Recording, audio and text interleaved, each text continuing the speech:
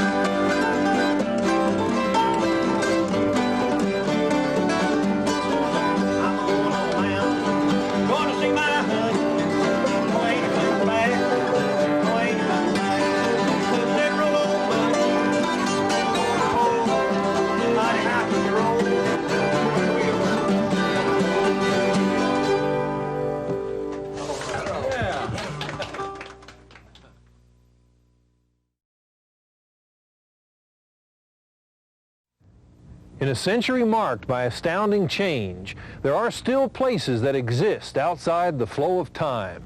In 1903, Sherman Hensley and his kinfolk fashioned a homestead on a mountaintop. There they lived as pioneers in a modern world. I'm Bill Landry for the Heartland Series. Today we're going back to the Hensley settlement.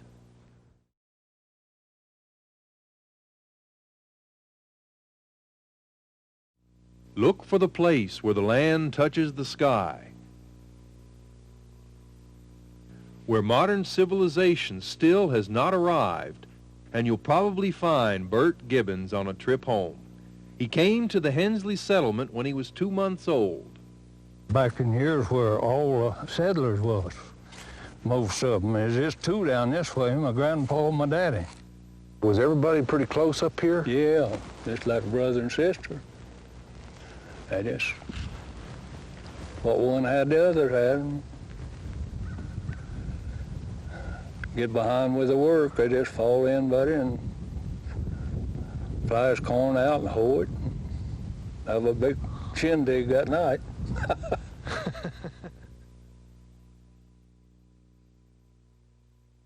Why did the people come up here? Why'd your daddy come here? Well, he followed up father-in-law up here in the in-laws, bought here, and just settled down and went to work. Nearly 100 of them went to work, 3,200 feet up, beyond the reach of telephones, electric power, or automobiles. Here, the serenity of a mountaintop offered far more than all the wonders of the modern age. All of us come to this one school. Was there any girls for you to chase up here? No, all kinfolks. You can get along with your kinfolk better than you can strangers. Go to church, leave your door open if you wanted to, come back. And if anybody come, they'd be sitting in the porch. Why did you leave? Well, I married a girl from down on the creek there, and she wasn't satisfied up here. I'd been going off and working 6 years at a time, and I kind of got broke off in there from my family, you know. The people of the Hensley settlement could not resist the pull of time indefinitely. The first to arrive was the last to leave. For the most part, Sherman Hensley left things as he found them when he finally departed Hensley for good in 1951. As part of the Cumberland Gap National Historic Park, the Hensley settlement is an oasis for the soul in a changing world. Proof that the flow of time can be halted, if only for a while. For family members who return here, like Bert Gibbons, the Hensley settlement will always be that place where the land touches the sky.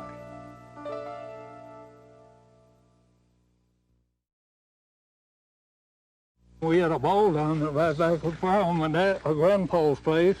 That's where you play baseball? Yeah. Our boys out in Virginia would come up here and off in the creek. We'd play up all day on Sunday.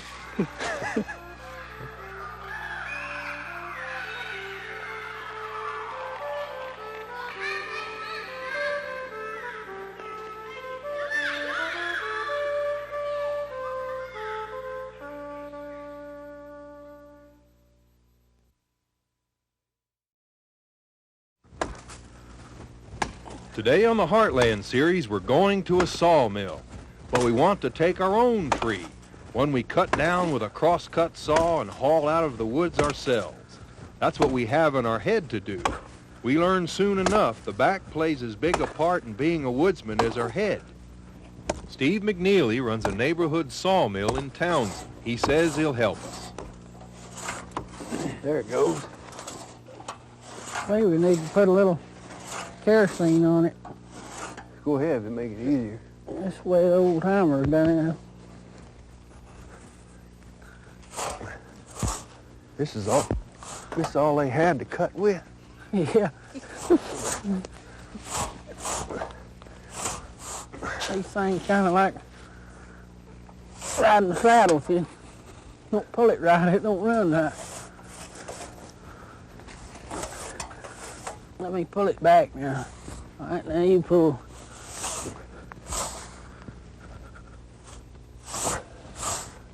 Your daddy cut with this?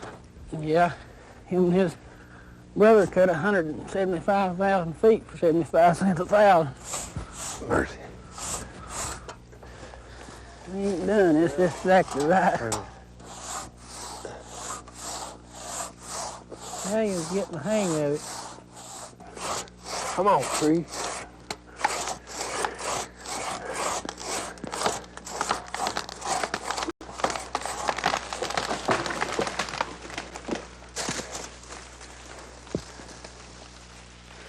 Just what I figured.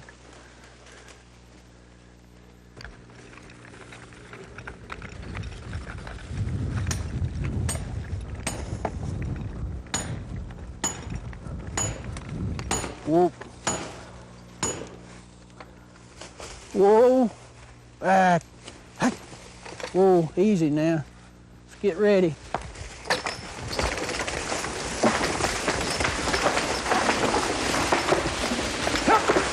Whoa!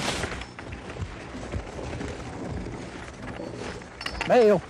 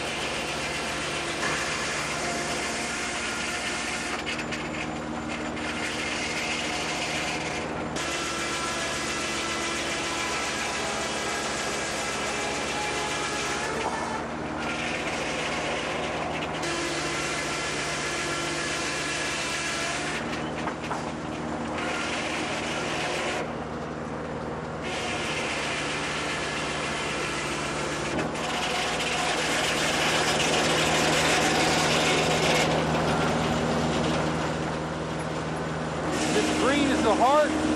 Yeah. That's a heart popper, yellow popper. Well, I love to see that cut. Yeah. I like the saw too.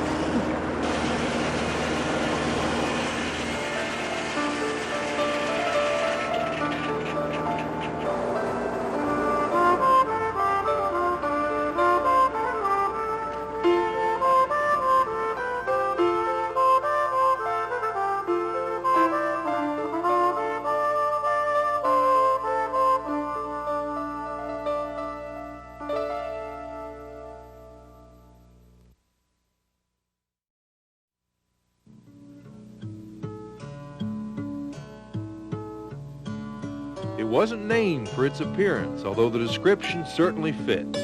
Savage Gulch was named for a group of families who shared their surname and this rugged earth in Grundy County. Plateau land similar to this has been heavily logged and mined, but a property dispute over a railroad spur kept the Saws from laying a claim to Savage Gulch. Down a gorge older than the Grand Canyon is the heart of this wilderness. 500 acres of virgin timber, the last remnants of our land as it once was. This country has not changed that much from the time the Indians saw it. As I was saying to you a while ago, I can imagine them sitting here where we're standing right now talking with each other, watching down the valley to see if anybody was coming. Perhaps use this place to offer a prayer to the Manitou. Researchers in the Gulf study what happens when nature is given a chance to evolve. The area embraces 1/3 of all the plant species in the state. The rock layers allow geologists to trace its origins to the days when the Cumberland Plateau formed an ocean beach, when East Tennessee was under a vast body of water. These are old beach sands. We can still see here on some of the surfaces the old ripple marks where the current swashed back and forth and mounted the sand into troughs and ripples. The sea withdrew and the sand hardened and preserved these shallow water markings made by those ancient currents some 200 million years ago, perhaps.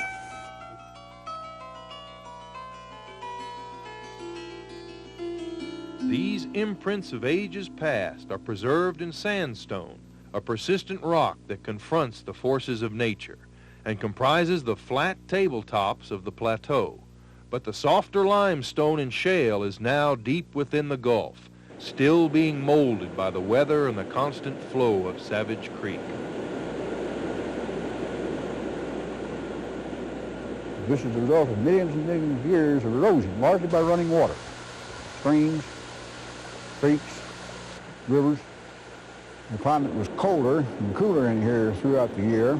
Say back in the Ice Age, about 10,000 to 15,000 years ago, the stream had a much greater cutting capacity then than it does today.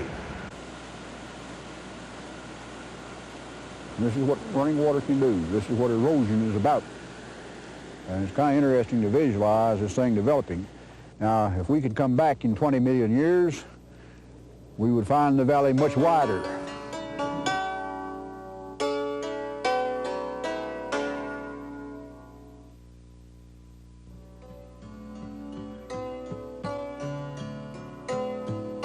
over 11,000 acres that forms Savage Gulf is now owned by the state, and the 500 acres of virgin timber can only be seen under park supervision. It remains a fragile forest that has endured time but is defenseless against the effects of mankind. It's 800 feet straight down to the bottom of Savage Gulf. Here stand giant tulip poplar trees and hemlocks that date back to the days of Christopher Columbus. Here you can feel the timeless beauty of nature in a land that man has spared.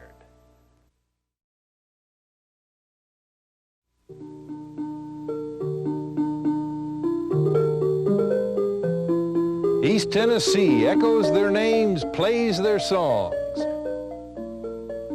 They set in motion a way of thinking and doing for an entire region and form the cornerstone of the East Tennessee character. They were driven by their love of freedom. Two groups of people from the same land. They became the pioneers of our land. For centuries, beginning in the 1100s, English monarchs had tried to dominate the people of Ireland with little success. Then in 1610, the English founded the plantation of Ulster in Northern Ireland, where it was hoped English influence would spread. From the lowlands of Scotland, a coarse, headstrong breed came to Ulster. These people would become the Scots-Irish. The Presbyterian newcomers and the native Irish Catholics had different religions, but they did share one thing in common, a yearning to be free from English domination. Heavy English taxes, high rents, and religious persecution made life in Ireland unbearable. Both groups found hope and a new beginning in America. There were some native Irish on the frontier of East Tennessee. They were ambitious, with a flair for politics and a deep love of music. But they would not make a true impact until the 1840s, when potato famines in Ireland began to drive them here in large numbers. Instead, it was the Scots-Irish from Northern Ireland who dominated the early years of East Tennessee.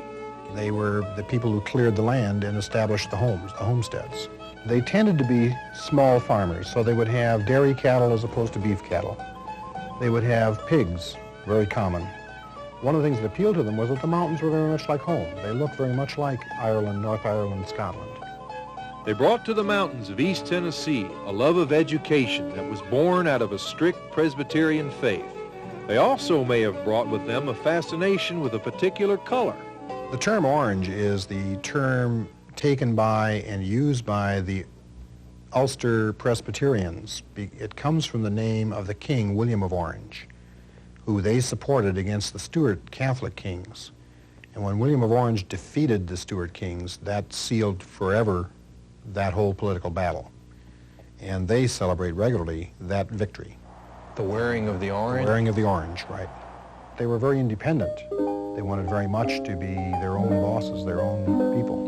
They spread the seeds of rebellion a decade before the American Revolution. They defied English law by settling lands beyond the Appalachians. When war finally came, they were ready to face their old rivals, the English. The people who felt strongly that they had to go fight for their freedom and establish once and for all that that culture could not come across the mountains and dominate them again were the Scots-Irish, who had fled here for that freedom and for that independence.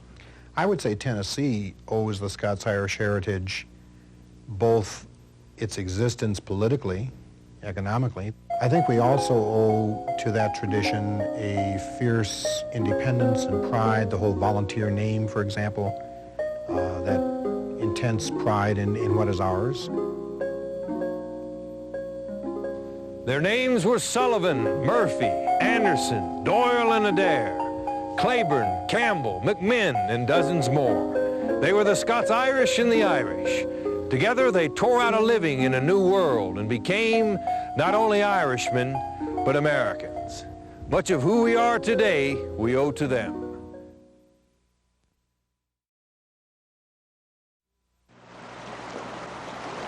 A clear mountain stream in the Great Smoky Mountains National Park. It is a sanctuary for life in all its splendid diversity. But something is missing here. It once fished the deep pools, a playful resident in a fragile world. It's been away for a long time, but today on the Heartland Series, the river otter is coming home to East Tennessee. Until recently, the only river otters in East Tennessee were captive. With one of the thickest coats of all North American mammals, these cousins to the mink and the badger became a prime target for fur traders. As lumber interests cleared the land of trees, the otter's home streams became clogged with silt. About the time the park was established, the otters essentially were extirpated, meaning the population of the otters reached zero. Throughout the southern Appalachians and East Tennessee and western North Carolina, the otter needs help. So that's one of our goals here. We're trying to reestablish the population in this protected area where they can perhaps start moving out through the Tennessee River system to other watersheds. 10 river otters from the North Carolina coast will be reintroduced to the Smokies. But first they must make a quick stop at the University of Tennessee for radio transmitters. But they won't be getting conventional radio collars. If you can see the size of the neck compared to the size of the head, there is no discernible neck that you can fix something on comfortably in these animals. The radio transmitters are powered by large batteries that last 2 years. The transmitters must be surgically implanted in the otters. It's a fairly large device, and that's why it needs to be implanted into the abdomen, which is the only space in the otter that's large enough to comfortably house that size of a transmitter. We bury the sutures underneath the skin so the otter doesn't know that they're there. Over the next 12 months, Jane Grease will maintain a daily radio fix on each river otter to learn more about them and to monitor the success of the project. The biggest difficulty they'll have to overcome is the people. They're probably not used to as many people as the park receives as far as visitation goes. Actually, their only predator is man here. Abrams Creek in Cades Cove is the longest slow-moving stream in the park. From its silent pools and swirling eddies, the river otter will draw food and find refuge. This natural playground will become the otter's new home. I think their outlook's very good. This area offers excellent habitat, and there's a lot of food available in this creek, and there's a lot of creek here. It's very clear, clean water. I think today's release is the most important part of the whole project. Along with the National Park Service and the university, the Tennessee Wildlife Resources Agency and TVA all have had a role in bringing the river otter back to East Tennessee. Private groups and individuals have donated time and money to help make the project a reality. Are we ready?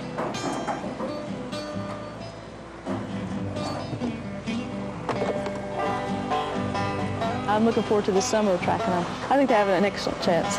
It's a neat project. The animals are really interesting, and it's kind of gives you a good feeling to know that you're bringing something back that used to be here. I think they'll make it. A playful presence has come home to Abrams Creek, where it can dwell without conflict command.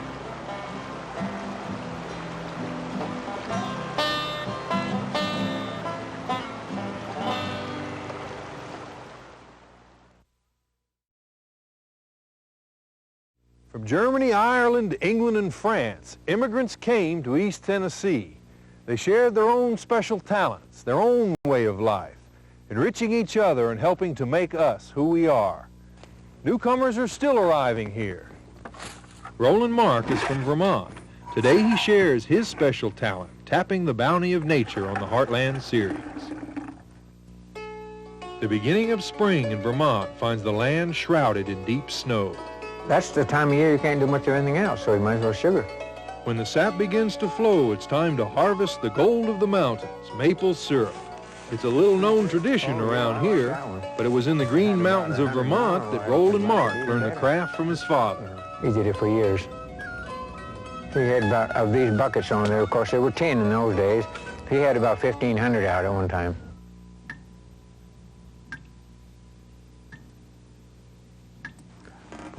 Why do you do this? Oh, we like the syrup. We always got a sample of the first run, the first new syrup that we made, hot biscuits and syrup. Oh, we like that. I'd keep some on hand all the time if I could. The reason Roland doesn't have much syrup is a matter of simple arithmetics. See, the rock maple's what you need, or the sugar maple, and I don't have but 3. Roland does tap other maples like red and white ones. It's more work, but the rewards are still great. That's pretty good there. Yeah, that's nice. We'll be able to make pretty good amount of syrup out of that one. I'm going to pour this in here so we can take it down to the sugar house and get... Oh, that one run pretty good. Whoa. It takes at least 35 gallons of sap to get 1 gallon of syrup. That's a lot of boiling, too much for the kitchen. So the sugar house is where the sap becomes syrup. You always strain it all? Yeah, every bit of it. Because we don't need to get bugs and things like that in it. You want to help me skim some of this here? Yeah. Just don't get burned, that's all.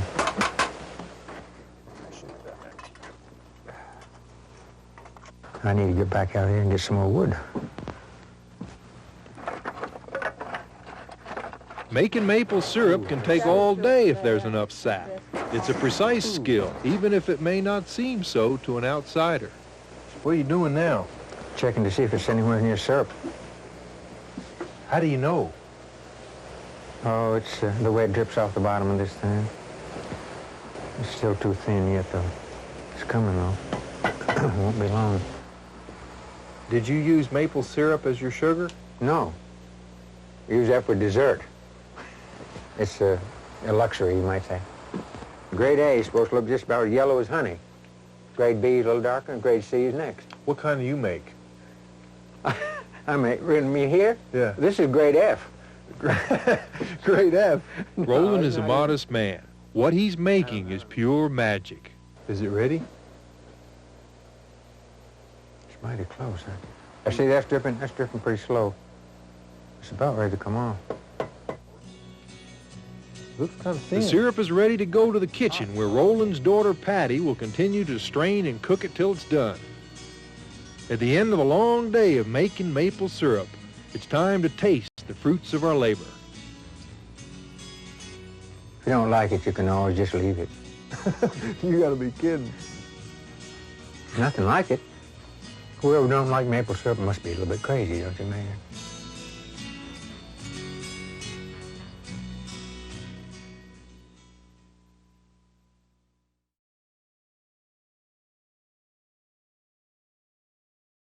We're not sure when she planted these flowers. Probably around the turn of the century. That's when she got married to Willard Buchanan and set up housekeeping in this log cabin. Her name was Barshie Locke Buchanan, a woman whose love for her husband was as constant as the seasons, as certain as the blooming of the flowers she planted in the spring of her life. They spent their days as man and wife in the mountain community of Nova Scotia, 12 miles west of Rogersville. It was about a 10-mile ride to the nearest store, and one morning, Willard set out there to sell his horse. He left Barsha with his rifle, his saddle, and on second thought, a kiss.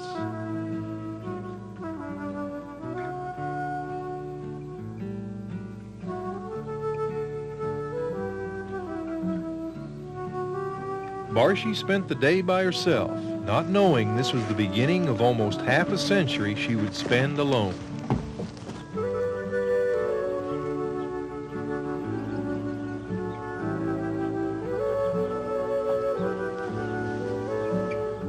She went about her work the same as always, but there was an empty space in her home and her heart.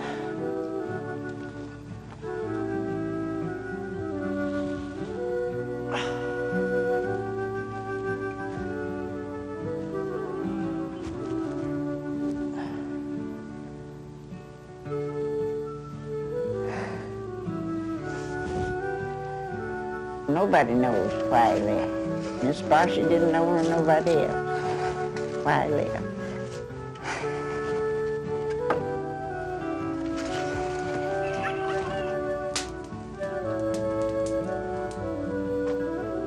Every time she eats, she had his plate set. to eat with her.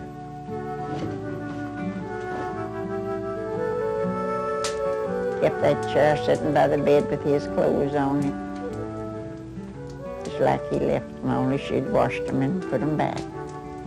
Barshy wouldn't think of spending the night away from the little cabin. She wanted to be there when Millard finally came home.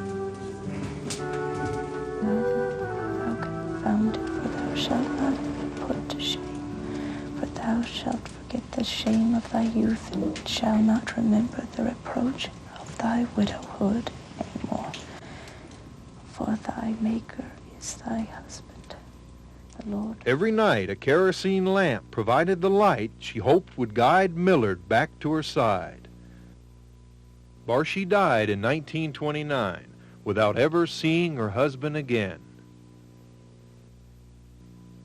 No one knows what happened to Millard Buchanan. Some say he met a woman the morning he left to sell his horse and rode off into Kentucky. Others say Millard was jailed in Virginia and felt he was unfit to come home to the woman he left waiting. Oh, Lord, she'd have been so happy if he'd have showed up. She looked forward to his coming as long as she lived. And that was the pitiful part. All that's left of Barshy's faithful spirit are these jonquils, still blooming almost 60 years after her death, as steadfast as the woman who planted them here as a young bride. This is the Heartland Series.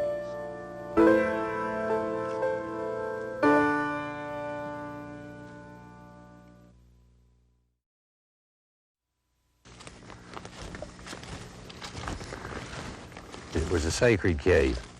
It's claimed by some that there were a guardian spirit left here. I have been in the company of a person that heard it. We're drawn to them today just the same as early man was thousands of years ago. East Tennessee is riddled with caves, thanks to an abundance of limestone that is continually sculpted by underground streams. Throughout the ages, they've provided sanctuary for body and soul. They're full of mystery, danger, and clues to an ancient past. They cut the sign in the wall and the entrance to the cave. Look at that. He did a pretty nice job. Apparently they were keeping records of the tribe, but I can't decipher, I can't say. These cave drawings are called petroglyphs and date back to the Mississippian Indians who lived in East Tennessee over 1,000 years ago. There are other caves, such as Indian Cave in Granger County, that take us even further back in time. The remains of cane torches Indians used to light their way were sent to the Smithsonian Institution. They were judged to vary in age from 250 years after the time of Christ to less than 500 years ago, proving that Indians used this cave throughout history. The stoke marks are marks here in the wall that was left when the Indian came through and he needed to knock the embers off the end of his torch, not like knocking the ashes off of a cigarette. Indians were big cave explorers. I think the caves intrigued them. Plus, they came into some of the caves looking for flint, for chert, to make tools out of. Torch material like this was found all the way to the end of the cave over 5,000 feet back. The remains of an Indian who never found his way out were discovered in 1984. He died in the depths of the cave over 3,000 years ago. Up through this hole, they found parts of an Indian skeleton. The most prominent theory is that the Indian came in the cave perhaps longer than what he had planned on being, and on his way back out, he had a problem and ran out of torch material, or lost his torches, probably died of exposure, and eventually washed down and washed into a mud bank.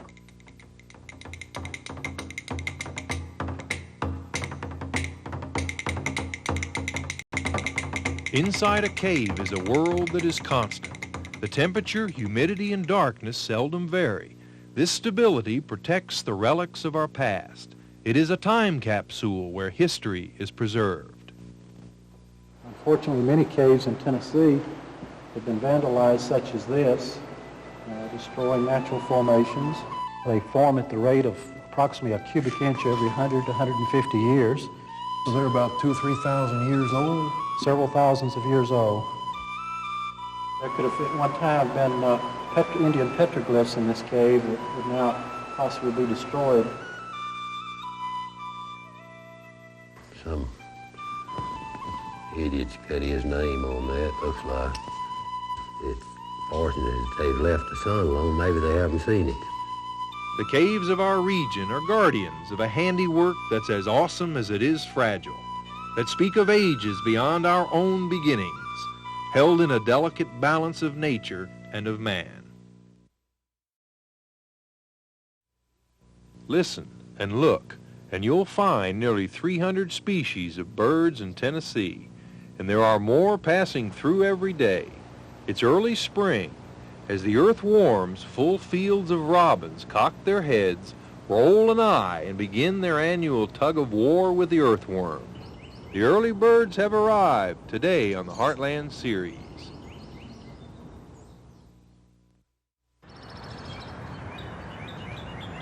Praise for the morning, the time of the sweetest songs of spring.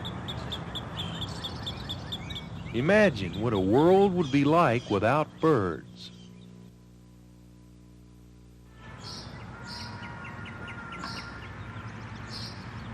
You can see them from any kitchen window. The curious titmouse, the brassy jay, the picky chickadee. Many don't mind feeding together like the dancing, scratching towhee and the cardinal. The dance of life is on. Birds of a feather fuss over territory, serenade their intended, and do what nature intended. Nature has dressed them forth too. The male cardinal and the house finch in red, the downy with his cap, while females wear camouflage for nesting. What sweet songs! The eye-catching cardinal knows nearly 28. His mate for life knows just about as many. That's rare in the bird world. The big jay polices the neighborhood, calling all birds as danger nears. From a window or a field, it's no wonder they make us happy. One of J.B. Owen's favorites is the meadowlark. My father used to tell me that he's saying laziness will kill you. If you listen real closely, he does say that. We spot a Cooper's hawk and a bluebird, but so far no meadowlark. We'll play this tape, and he'll think it's another male in his territory. See if he'll answer us. Will he answer to that? Oh, yes. Here he comes.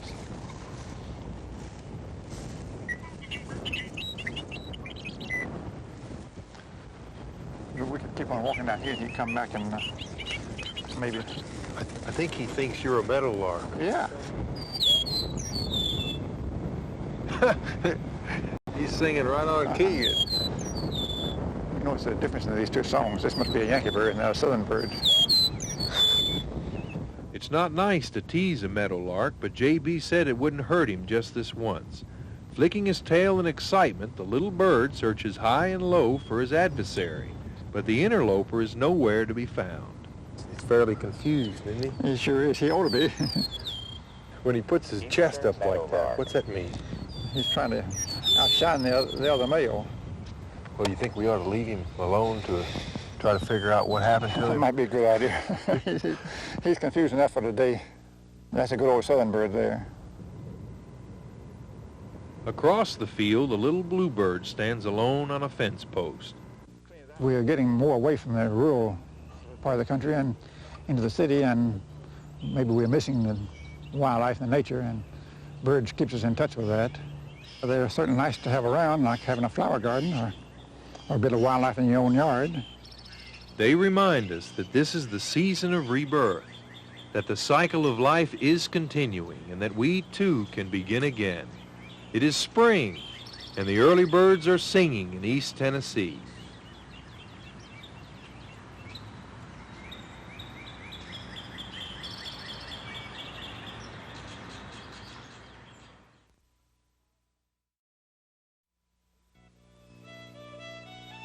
Forests, our oldest living connection to the past.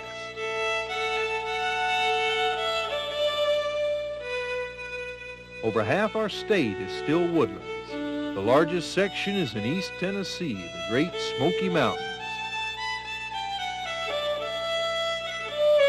It's a land that's protected, but it's during the spring and fall when many say these mountains are the most beautiful that they face a sometimes uncontrollable threat.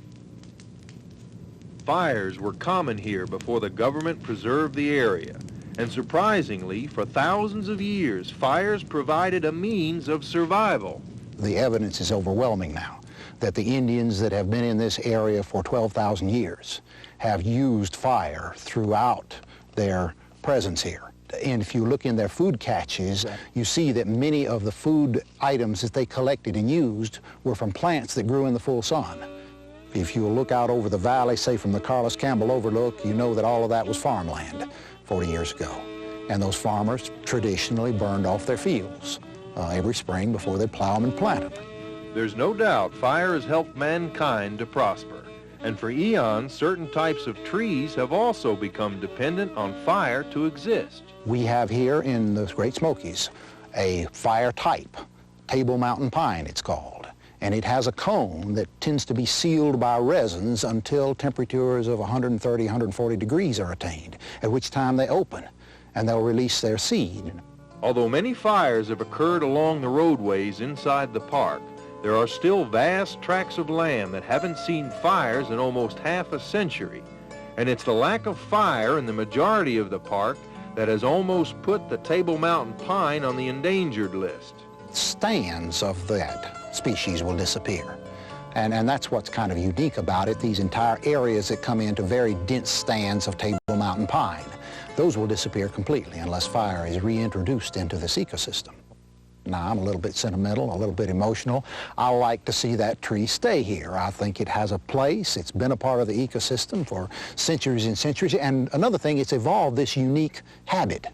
Almost all pines are helped by fire. Their thick bark can withstand the heat, and fire clears out areas that provide the sunlight pine trees need to grow. Hardwoods can grow in the shade. When they move into an area, they eventually cut out the sunlight the pines need. The pines die out, and in their place grow more hardwoods in the shadow of the larger trees. The statement has been made, and it's very true, that fire is a friend of the pine tree, but a bad enemy of the hardwood trees. But if you want pines, then probably you're going to consider fire to maintain and keep the hardwoods out that would replace them. But small, controllable fires may be nature's way to preserve our woodlands. The burning of last year's leaves may cause some damage, but decades of fallen leaves can burn with an intensity that can destroy an entire forest. This is one of the biggest reasons for using fire in the South today, is to fireproof a forest. Fireproof a In other forest. words, you use fire to keep wildfires from destroying the forest. Once you've done this, the arsonists or even casual lightning fires can't destroy your forests. They simply won't carry a fire hot enough to damage the trees. I spent a great deal of my career in fire control and fire suppression, so there couldn't be anyone more against wildfires. I'm a firm believer that the message of Smokey Bear is good, and be careful with matches. But we have learned that there is this thing called fire ecology. He's a crusty Santa's helper with an opinion, seasoned by years, but with the heart of a child. Along with a toy, he'll give you a piece of his mind. Both are guaranteed to bring delight. He's Willard Watson from Deep Gap, North Carolina. Folk toys are his stock in trade. So you started carving when you quit timber? Yeah. Why'd you quit? Well, age will make you quit. Boys, let me tell you something. There's been a many a shaving fell from my hands. Yes, sir. Well, now this is the beginning of the little covered wagon. Did you whittle those there? Yes, sir. I turned them on a tunnelly and whittled them out. I sanded these this evening before you boys got here. And now that's the wheels that goes to this wagon. This is a baby doll cradle. A little baby doll cradle, but we've not gotten our doll to go in it. But anyhow, That's out of wormy curly maple.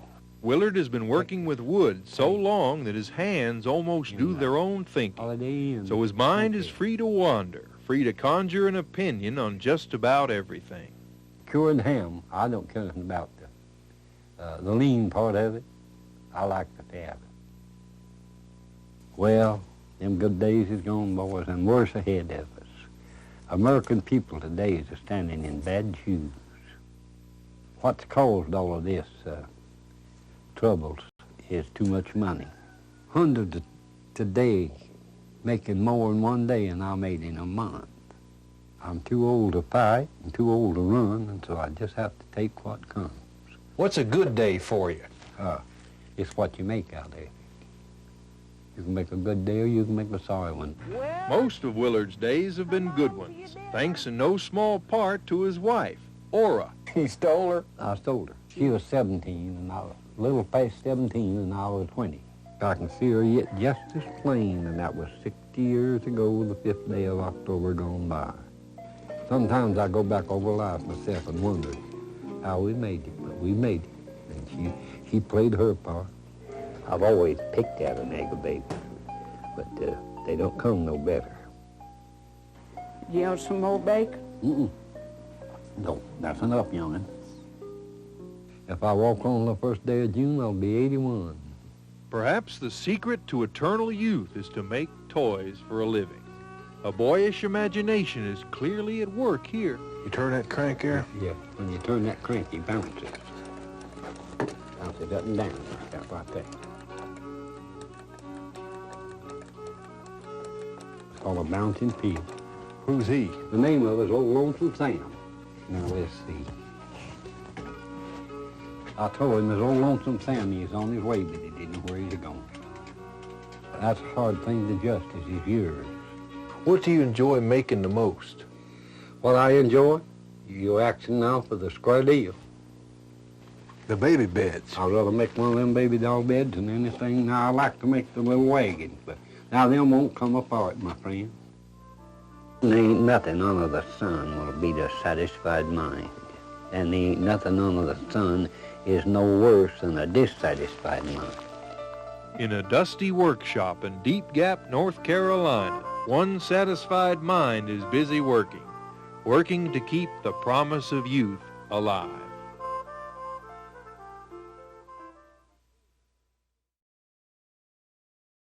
Lou Claiborne learned to cook on a wood stove. Many of the recipes she learned as a child first came about on the frontier. The Crockett Tavern in Morristown provides an ideal setting as we rediscover simple foods on the Heartland Series. I think we eat more junk food, don't you? Now, when I was growing up, we didn't know what a potato chip was. Lou is preparing wilt lettuce, a specialty that found a home in the country long before there were potato chips. I was fixing some of this while I was in Oklahoma, and Everett's brother says, "What kind of a mess are you making there?" I said, "Well, if you eat with me, you'll eat a whole lot of Tennessee messes." I says, "Is it good?" He says, "First bite didn't taste so good, but the more I eat, the better it got." Now we're ready for the grease. What'd you do, you my mitten? Over there she is. Now it's hot. Ooh. Now take your spoon and stir it up. That's wilt lettuce? Wilt lettuce and onion. You don't cook it, you just wilt it. What would you eat with this? Well, it's good with beans or creamed potatoes, or just by itself, I think, and cornbread. Cornbread. We gonna make some cornbread? Yes. The cornbread will have to wait. Right now, Lou has a completely different taste sensation in store for us. What are we gonna cook now? Well, let's see, we're gonna put on your mush water. Mush. You gonna feed me some mush? Mm-hmm. Now, mush is made with meal? Uh-huh. Meal, salt, and water. Frontier recipes like this one for mush were simple. They were dishes made from the foods at hand, like hog meat, beans, and lots of corn. You gotta be pretty hungry to eat mush. No. No, I don't think so. No, mush ain't too bad. Now, what would you do with this? You put it, cool it a while, and then you put it in your milk, eat it for your supper, and go to bed. That's all That's you all get? you eat, yeah. Next up are hoe cakes, so called because they were once fried on a hoe. You need to add a little baking powder and some milk to your meal to get them. Make it thicker and you have corn pone. It's all cornbread, and it's a world apart from mush. Now, where's your milk to make our bread up with? Pour it in here. Did you No, now let me do the pouring. You'll get it too thick, thin. Is that warm enough? I think so, yeah. Now, that's hoe cake now. Did you eat a lot of these when you were a little girl? Well, we still eat them. Everett loves hoe cakes. That's a hoe cake. That's a hoe cake. Now let me cook these just a little bit longer. I just always think that the iron pots and things is better than the other. When the iron pots, if your fire goes out, it'll keep cooking a while, but now if the electric goes out and your pans is light, the heat will go right off and they won't cook anymore. These are dried beans Yeah. here, huh? Now, you wouldn't have to cook over one string of them, you'd have a kettle full. All that needs is water and those things. Water and your seasoning and your fat back put in there and cook them. The mustard greens and fatback have been cooking all along and are finally ready. So is our meal. Is this a good balanced meal here? Well, it would be if we didn't have so much greens. Next time we'll plan our meals before we start cooking it so much. Simple, common sense foods made from what the land had to offer. Through the years, served up and flavored by the hearth of home.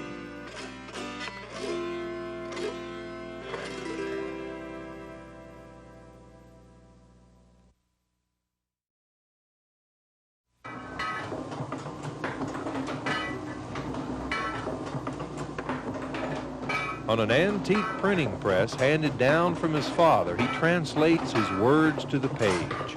Jeff Daniel Marion is a poet.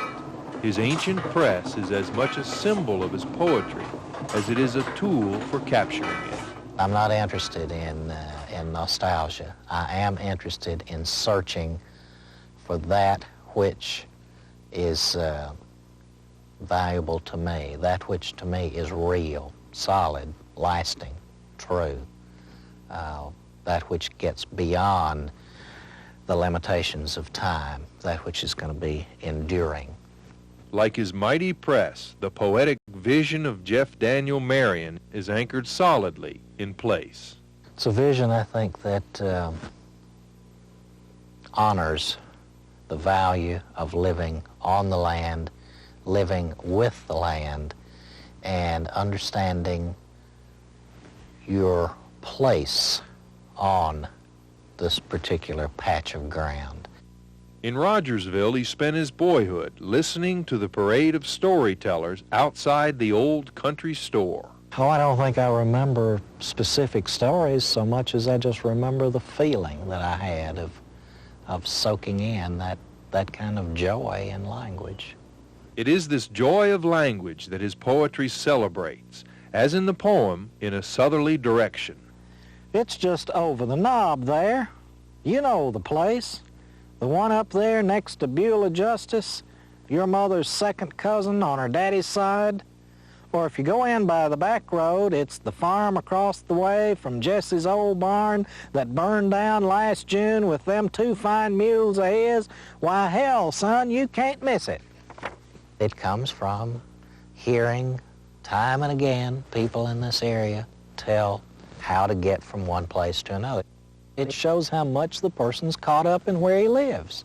So even in a simple act of telling somebody how to find a place, you're revealing your love of the place, your love of the people.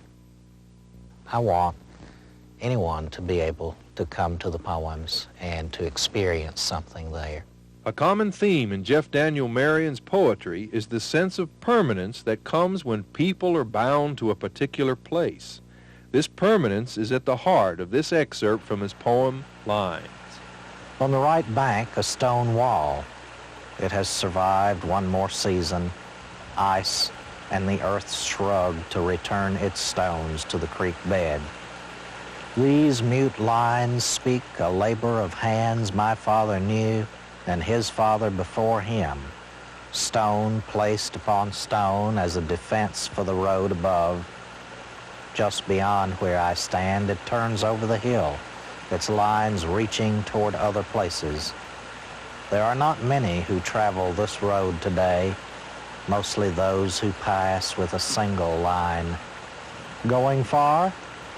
I speak my reply, not far, and turn back, my mind reaching down through the line of sycamores, rooting itself deep in this place.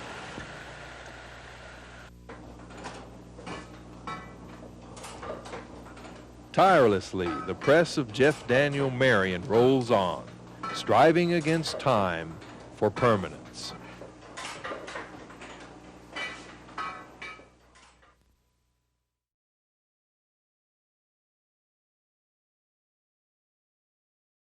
This is Frozen Head State Natural Area on the Cumberland Plateau in Morgan County. From the top here, you can see from Kentucky to Georgia. And this time of year, you can see the unfolding of spring from peaks to valleys in an East Tennessee showcase of wildflowers. This is the other side of the valley, west, and very few people have heard much about it. Foy Arms knows all about wildflowers and most everything else here. This has always been his home, and for 34 years, knowing the land was his job as state forester. A lot of us is born and never escapes the shadow of the frozen head in our lives. As far as going away to stay, we usually drift back. It's like a little wonderland through here. Yeah, up there you have the bluebells, you can see in there. With the big leaf there? Yeah, the big leaf. Beautiful flower, early spring flower. Well, growing up, did your mama have some of these things around your house? No, the only things like that was in the wild. But of course, you take growing up here, why, almost everything in the wild was nearby. For entertainment, we'd get out and roam over the mountains, and as far as squirrel hunting and other types of hunting, I love that, which I don't care for anymore. I'd rather shoot something with a camera now as to shoot it with a gun.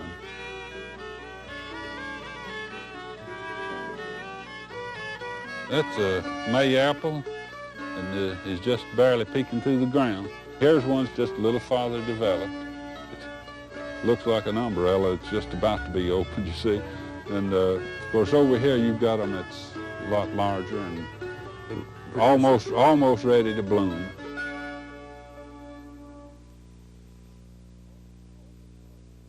Almost all of the plants or the flowering plants that you see now was used for herbs in some fashion, was bought by the herb companies.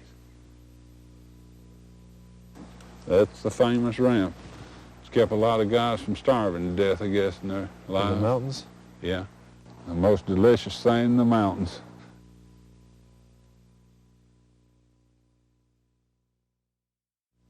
What's the difference between these and an onion? The ramp will stay with you about 3 weeks longer than the onion. Can you smell these? Yeah, I can smell them.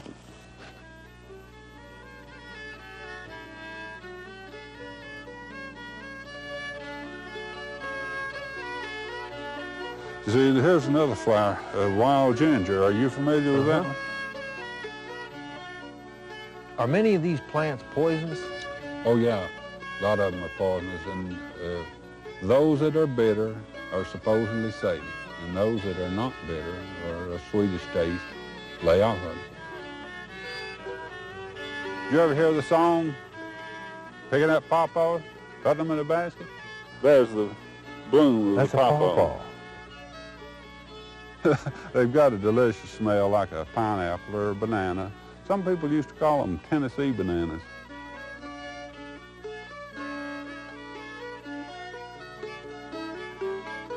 I suppose the flowers to me is the most beautiful thing that I've seen.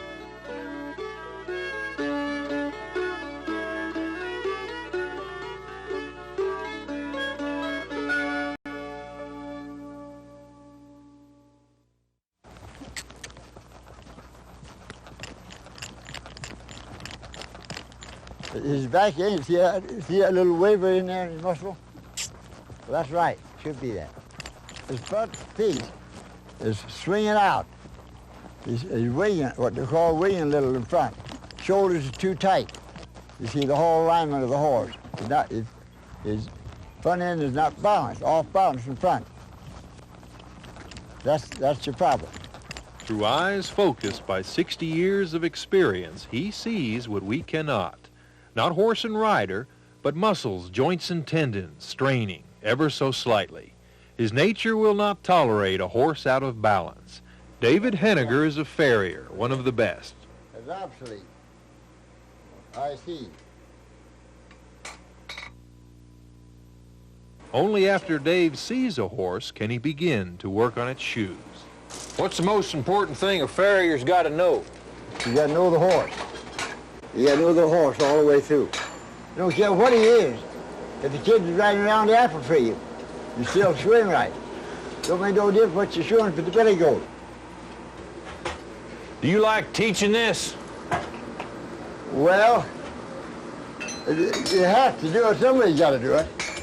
But if you do something, if you teach somebody something, teach it right. Don't tell them, here, take this, you fix it like that. You show them how to fix it like that. When he was with the U.S. equestrian team, he shod horses around the world. Mr. Henniger says that he once owned and trained Kentucky Derby champion Seabiscuit when he was just a colt. But now Dave is content to shoe the local horses at his home in Cumberland County and to pass on all he has learned. A horse's feet, see, is the main part of this horse. If you ain't got no feet on a horse, you ain't got no horse. And the horse gets off balance. You take him out here and ride him, he'll sweat, puff, see, get weak, and everything else because he's hurting. There is a hard edge to horseshoeing. It seems all hammering and filing and steel. It's easy to forget that there is a softer purpose, balance. They ever kick you? Nah, they don't hurt you. Horse won't hurt you. People would hurt you. What Dave knows about horses can't be found in books. He explores a horse through sight and touch. His eyes and his hands are tools for learning. You see, now this horse here has got a tight elbow. Now horse, and his shoulders is out here. That causes this horse to have a more movement this way. See, in order to get the joints in balance, I've got to get this foot probably different like I did here. See. So you shoe the horse. You shoe the horse, not the foot. Take your foot out here. Give me that foot. Dave Henniger's proof that size and strength have little to do with handling horses. Again, call it balance. You do anything with you. See how it straightens, see? See it?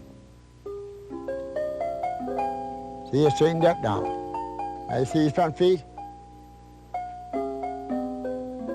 See he's hitting all four, see the backward coming under. That's good. You go. So saddle it up, take this out. Today is not much different than any other at Dave Henniger's. A crowd is gathered here. Horses are waiting to be shod and owners are waiting to learn. In the wise hands of Dave Henniger, they will.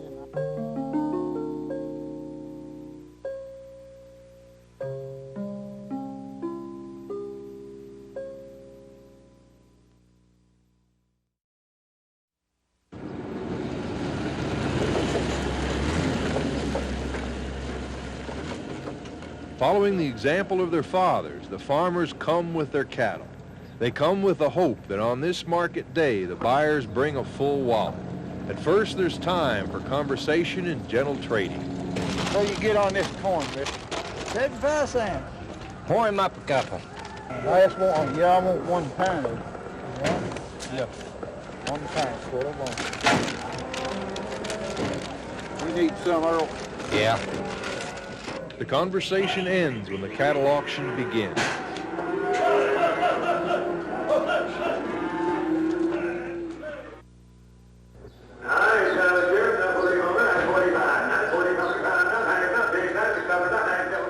The rhythmic chant of the auctioneer focuses the attention on the ring.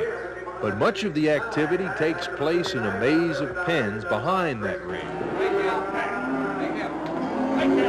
First, he'll unload the cattle. They will tag the cattle as far as ownership.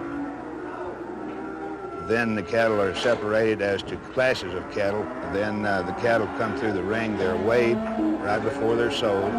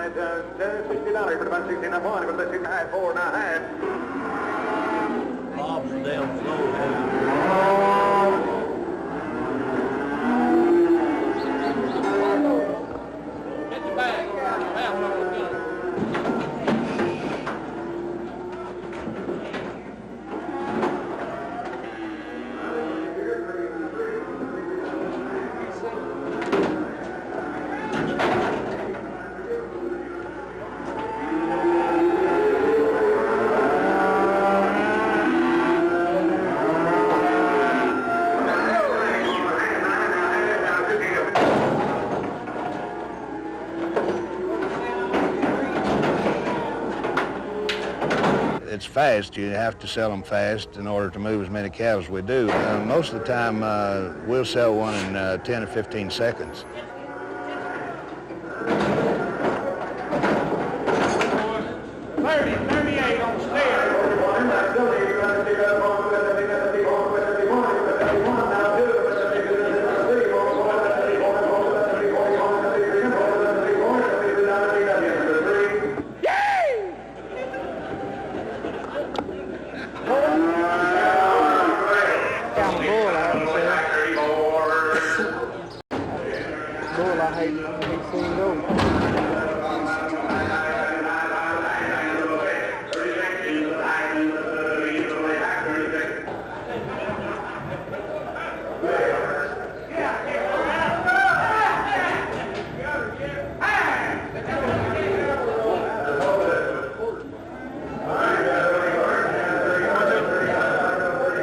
The auction lasts as long as there are cattle to sell. The call of the auctioneer, constant, with the bawling cattle, shouts and whistles of the men.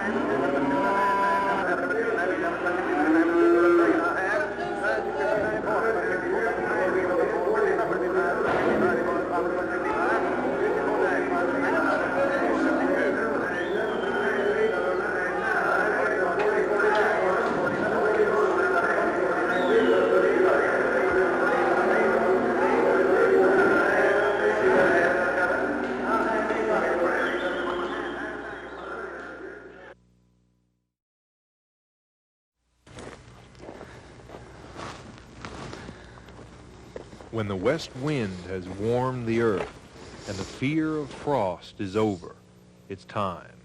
Bill Jones can sense it. His son, too. Soon Joey will know the feel of dirt, the smell of good working horses sweating in the sun. It's late spring.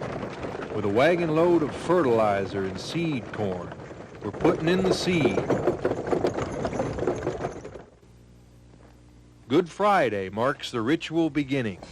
When the signs are right and the earth is waiting, it's time to sow the seed. The horse-drawn corn planter's ready. Bill Jones mixes the seed corn. With his son Joey driving, together they put it in the earth. I don't know. Just go ahead and plant her. Come up. Step up. What's up, bud?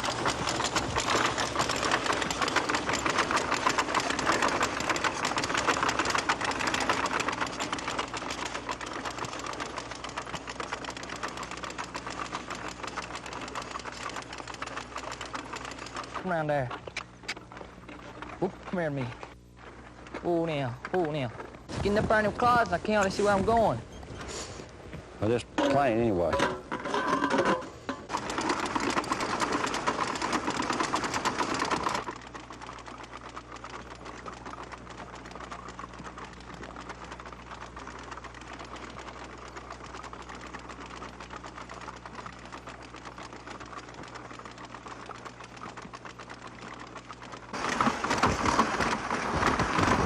Goodbye.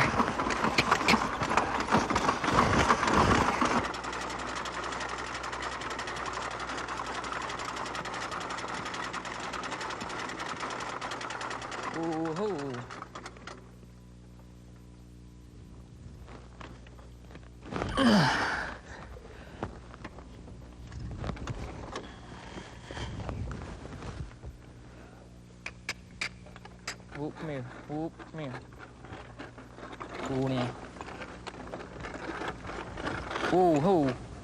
Whoa, now.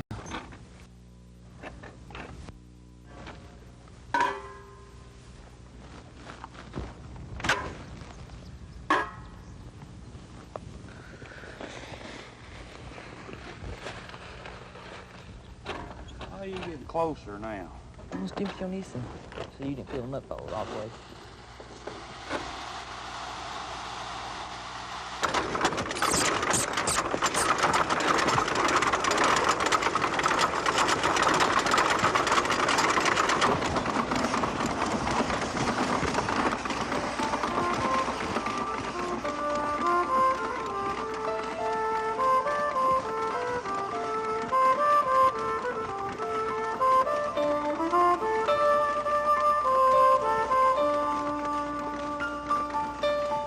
Man and animal working in harmony with the earth. We are descended from those whose respect for their animals is equaled only by the great work they once did together. Now, all that remains is to hope that this work will be blessed.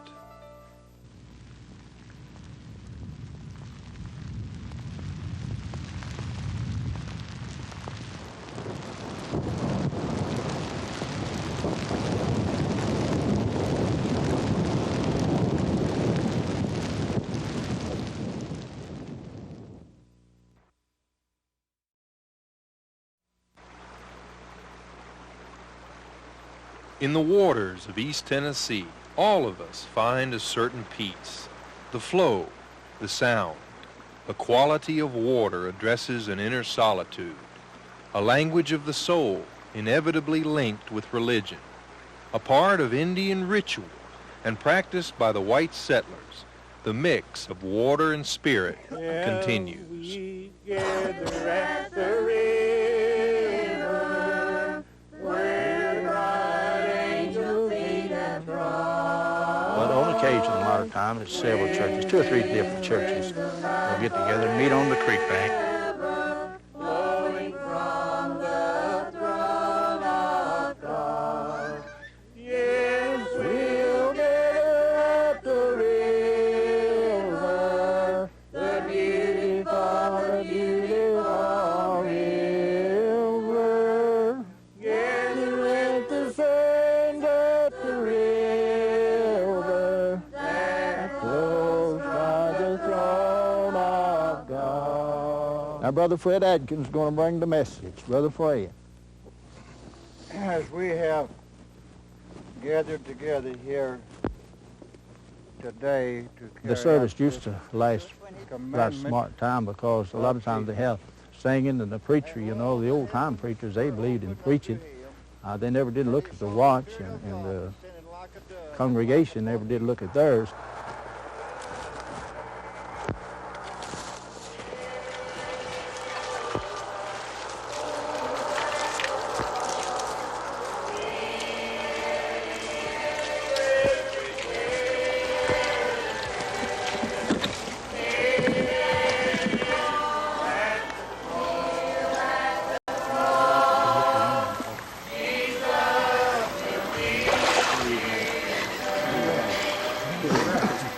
Bless God.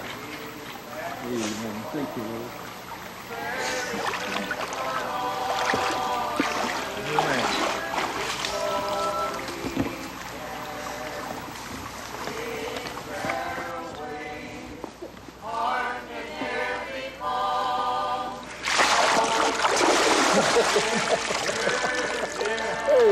Amen. Bless the Lord. Amen. Amen. I baptize this, my dear brother, upon the profession of his faith, in the name of the Father, and of the Son, and of the Holy Ghost. Amen. In the name of the Father, and of the Son, and of the Holy Ghost. Amen. Amen. Amen. I don't believe matters for you baptized. The eunuch told Philip, here's your pond, why can't I be baptized? Water's water, no matter where it's at.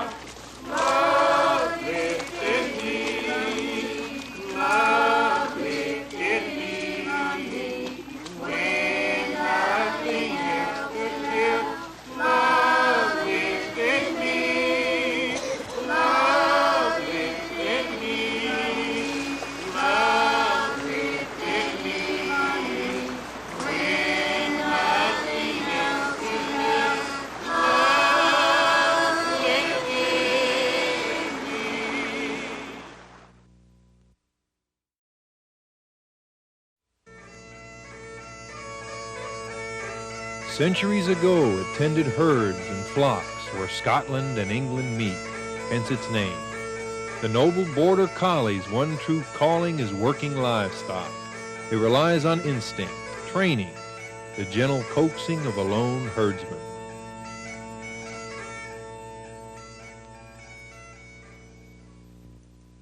Two good dogs can do the work of 6 men on horseback. That's why border collies have found a home in our region among cattlemen. At least that's what Stan Moore will tell you. He trains border collies at his home in Knox County. There are many dog handlers. Stan Moore calls himself a dog man. To me, a dog man is a person that understands the nature of a dog, can understand personalities of dogs, and has some knack in communicating with a dog. Border collies are born with a keen instinct to circle livestock. It comes from centuries of good breeding. But where breeding ends, training begins. And training begins with caressing, absorbing the touch of humans. It is the beginning of trust between man and animal. Fuzzy has been with Stan for just 3 weeks. She brings to the training ring only her raw instinct. The eye is like the eye of and foxes and wild animals when they're stalking their prey. This is the hardest part of the training, getting it going. There, way. The main thing is to get her to try to circle those sheep. As I say come by, she really doesn't know what I mean. I'm just using this stick to send her a certain way or keep her to go that way. There, come by. I put it with her as she moves, see? I put the commands there. Come by. The commands come by and way to me trace back to the Scots herdsman. They must become second nature to her or the partnership will fail. Do those sheep know what you're doing? Not really, but they know to stay away from that dog. Genetics and training can only do so much. The rest must come from deep inside the animal. Not every dog has it. Meg does. She's Stan's favorite. This will keep you from walking all the way down there. Just use the dog, huh? Yeah, we'll let Meg take care of it. Meg, with the sheep. Wheel. Meg doesn't need much coaxing. She was born in Scotland 8 years ago, so working is in her blood, and she still has the eagerness of a pup. See the sheep are coming in, and she'll be able to pick them all up and see the ones over here on the side. They're beginning to come in, too. Can you get her to bring them to the left of that tree if you want to? I can bring them either side of the pine tree. What's that mean? That means for her to move to her left.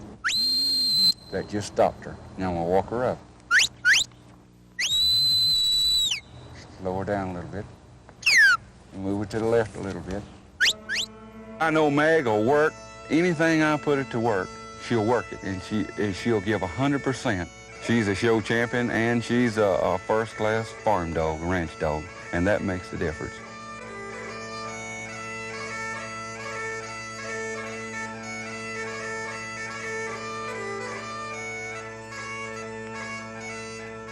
She's the best I've ever had.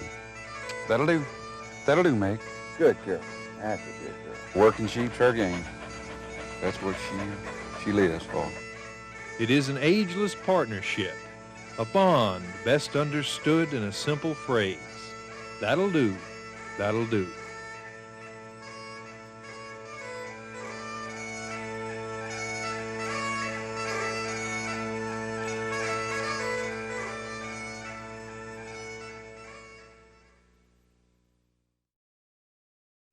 It was 1880 and Knoxville was booming.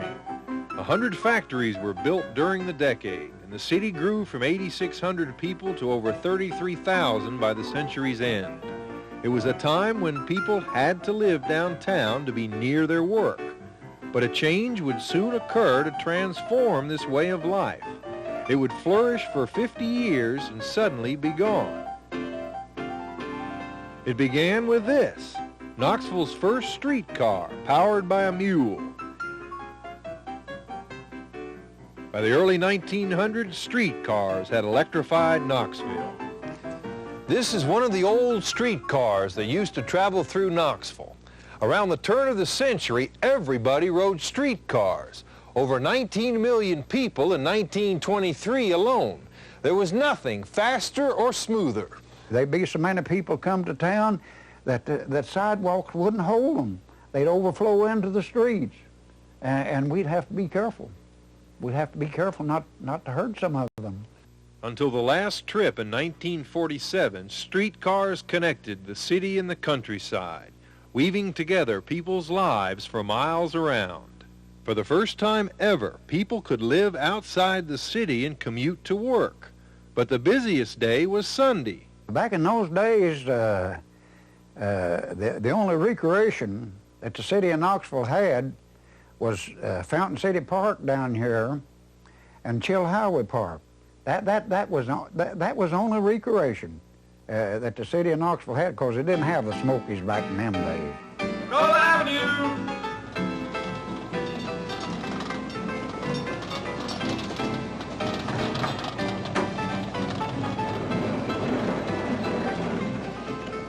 Lions View!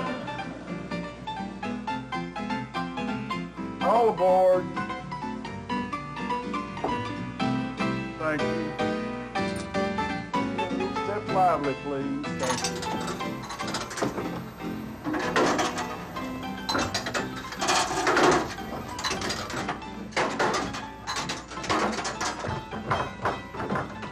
They go clickety-click, click, click, click, click, click, click. And we had more trouble on Yale Avenue. That was a better part of town. They'd call in about it making so much racket they couldn't sleep, you know. Talked to an awful lot of people, old riders, that still know me. Even though I've been retired 15 years, they still know me. They rode streetcars with me back in those days. Everybody was friendly back in those days, and just like you sitting here smiling and whatnot, they'd get on and, you know, just like a part of your family or something. I love the trolleys. I love to drive a streetcar. I just tell you the truth about it. Sometimes I'd hate to see quitting time come. I love to drive that streetcar so good.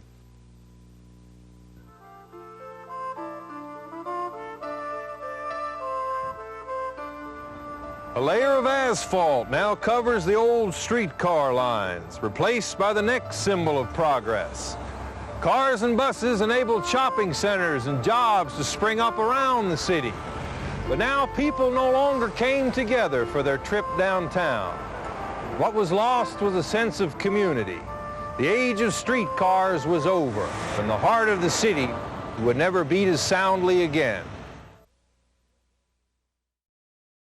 A mole in your vegetable garden is not such a big problem by today's standards. But let's say you lived 150 years ago, and a handful of seeds is all you had for next year's crops. You had to get rid of that mole. The welfare of your family depended on it. This mole trap solved an ordinary problem in a clever way. On the frontier, most of life's problems were ordinary, but their solutions were often ingenious. In the beginning, when they needed something in this rural frontier region, their whole thought process had to revolve around how they could make it themselves. This little auger, or bow drill, as it was called, could be made with a piece of rawhide and a piece of hickory. And this tool was developed, I guess, in every civilized country, but it's so simple and yet useful, and it was used to bore holes to make chairs and furniture. In an age before hardware stores, nails, and glue, everything was held together by pegs in holes bored by the auger. No home could be built without it, and no home was complete without some way of dealing with a common but very serious problem, houseflies. This glass jar has no bottom. And that's on purpose because the flies would alight here if you had a little sugar, and most of the sugar or cornbread or whatever would be underneath, and once they alighted on the table, they would crawl in here, and once they got their fill, they would start flying upward, and it never occurred to any of them, I don't think, to crawl out the way they went in. So you could catch the entire bowl full of flies at one time. What's this thing here? This was an earlier device that was made by a fellow by the name of Jesse Grant, who was a second cousin to President Grant and settled in Campbell County. And while people were eating, the head of the table, Mr. Grant, would sit here and treadle this and keep all the flies minded away from the table while the family did eat. I only have two hands was no excuse on the frontier. An ingenious mind would always find a way to do more.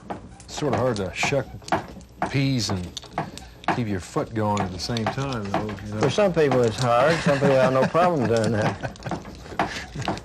I don't think your great-grandmother would have a problem with that. Early settlers didn't have a problem making music either. Building the instruments was the tricky part. Where'd you get that?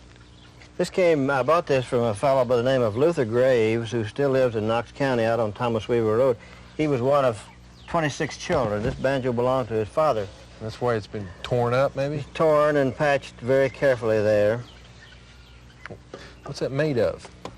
Well, the head is made of groundhog, which was the favorite. This is a typical groundhog hide, and then this is the other side of it, which is similar, as you can see, to the head of the banjo. And groundhog hide was always considered to be the favorite skin to make the banjo head. Sometimes they used cat hide, but it was the groundhog that was always sought after. That's made out of a gourd, just a regular gourd that we would grow here in the garden. And my old friend up on top of Cumberland Mountain, Gene Horner, made that little fiddle, and he's a great fiddle maker, one of the last of the old-time fiddle makers that I know of anywhere. Modern technology has moved beyond these simple inventions, but they still remain a tribute to the ingenious and independent spirit of ordinary folks.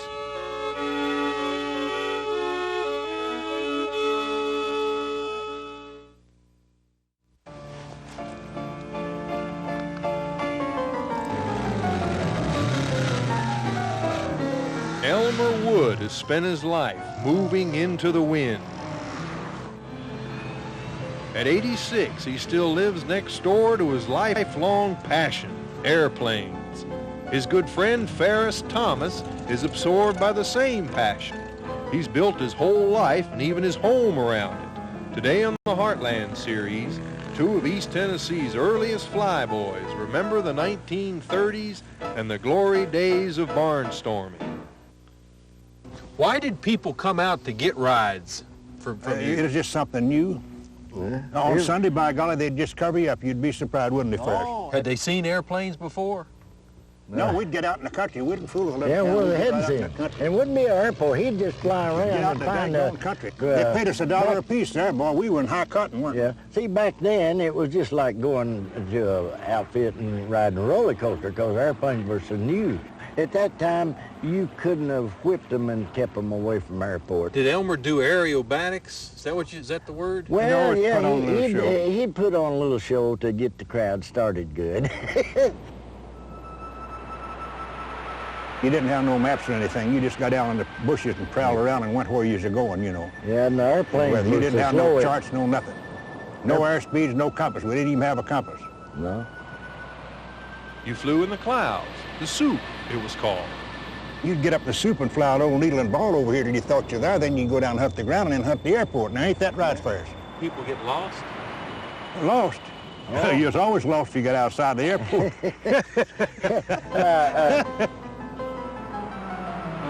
While barnstorming in Alabama, Elmer got his fingers caught in a propeller, had to see a doctor. I said, now, if you save them, how long before I can fly? He said, 5 months. I said, if you cut them off, how long? He said, 5 weeks. I said, you cut them off. I got an airplane out here in the woods. I can't, and a family. About 20 years ago, Elmer wanted a biplane, so he built one himself, without blueprints. On the wings, he'd got these Luskin spars and laid it on a horse, and he backed off and he says, now right along about here, and he sawed it off, and that's how he determined the length of it. And I flew the plane after it was finished. It was the best home-built flying I ever flew. That's Elmer and his homemade plane. His buddy Ferris was flying right by his side, shooting the film. Have either one of you ever wrecked in a plane? No. Well, at first, I think I had the guts to crack one up, but it was during a depression and I couldn't afford it. And so by the time I got to the point where I could afford to crack one up, I was afraid to.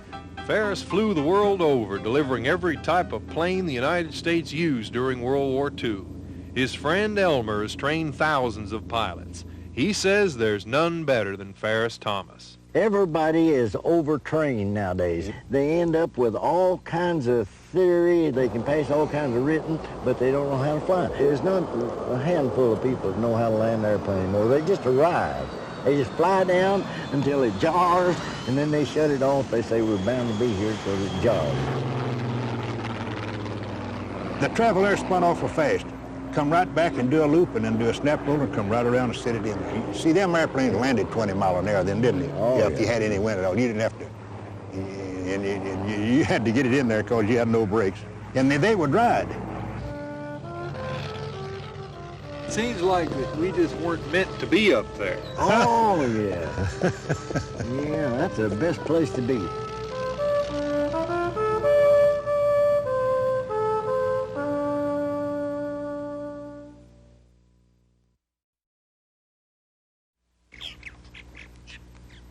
Look, come here now. He's after one. See him, Yanni? Now watch you drop in here. He'll serve He'll come right on back in here and come into that gorge. See him coming in there?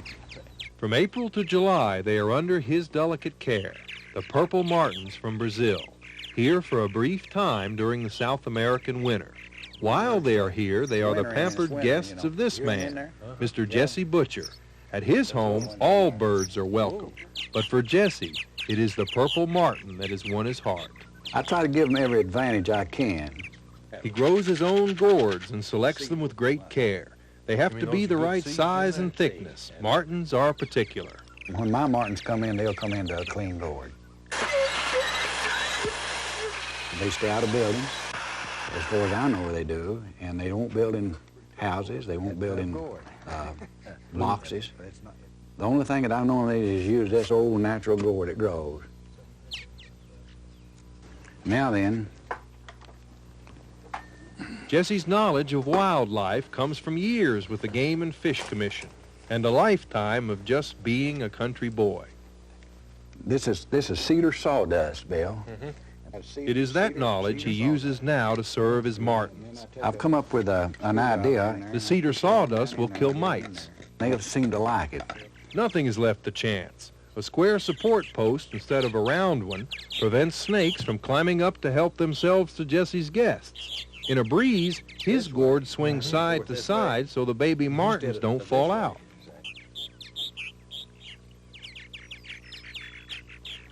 I'd say they're the most wanted bird in the United States is a purple martin. The only thing that they eat is something that's flying.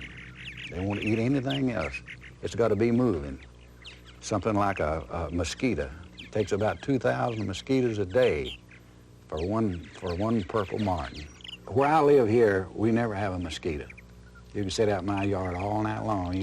Mosquito never bother you. I just like to watch them. Oh yeah, they are fascinating, and they like to watch you too. See, sitting up there on top, you got 5 observers up there sitting there.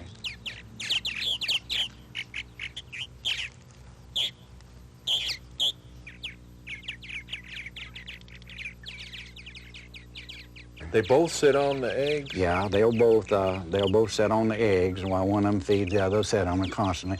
It takes about 2 weeks for them to hatch out after they lay their eggs. They don't mess around. You ever sitting floating in there? He ain't sure. He wants to see if there's anything in that gourd there. Watch him quarrel. Watch him. See him quarreling there now? See, there's one of them headed this way and that one looks like old Rowdy the Rooster.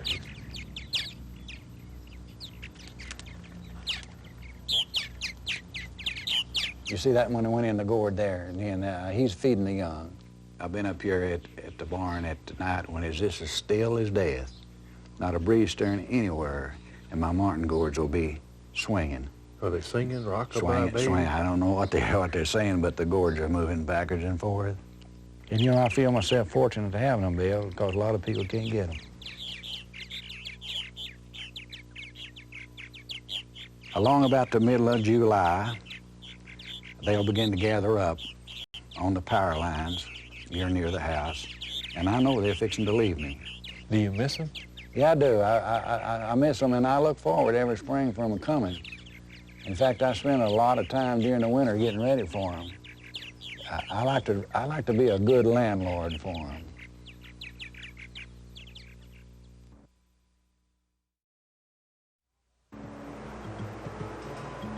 It lies hidden away down steep gorges on the Cumberland Plateau, a corridor that connects us to the past, to a bygone era when America was still virgin territory, controlled only by the forces of nature. This is the Obed River in Morgan County, federally protected as the state's only wild and scenic river.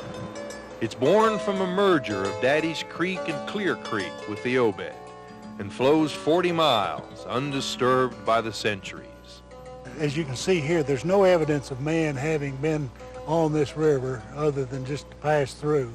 You don't see any cleared fields, you don't see any roads, you don't see any railroads or anything that shows signs of white man's progress. The rocks we see date back to the Pennsylvanian age, about 300 million years ago.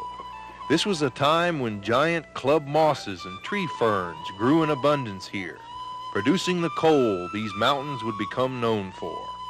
Few facts have been discovered about this secluded land. Archaeologists classify the area as unknown, and much of the area's human history still lies hidden. Some of the artifacts that have been found around here indicates that it was used by the Woodland Indians from about 1000 BC to 500 AD. Many of the artifacts have been found in rock houses, natural outcroppings that provided shelter for the early Indians. What they did was go up on the tributary streams where the stream comes up close to the outcropping of rock, so that they only have a short distance to go from the stream to the rock houses, or a short distance then from the rock houses on out to the plateau into their hunting grounds.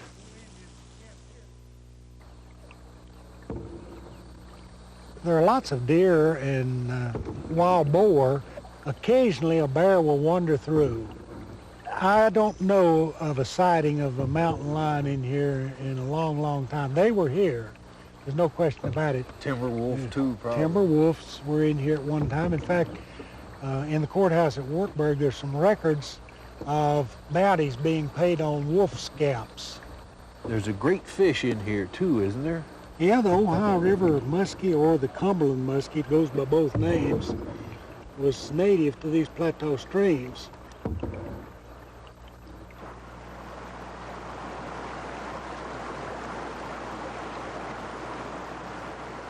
There are only a few of these sandstone gorges anywhere in the United States, particularly in the eastern part of the United States, where you have enough rainfall to have heavy forest along the gorges.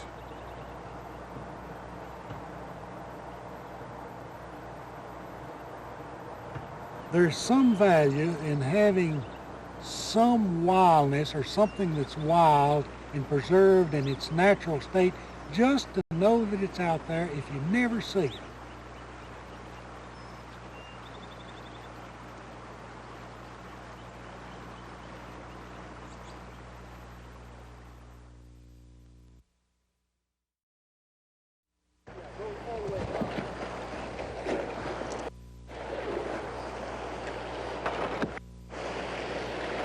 This is the Obed River in Morgan County, the only river in the state federally protected as wild and scenic.